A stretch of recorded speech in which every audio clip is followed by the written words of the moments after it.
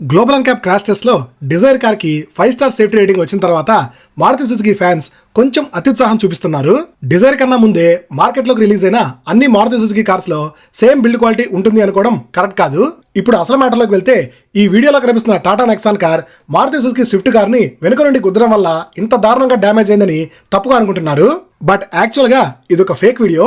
ఇప్పుడు మీరు చూస్తున్న స్విఫ్ట్ కార్, ఇందాక వీడియోలో చూసిన స్విఫ్ట్ కార్ రెండు ఒకటి కాదు.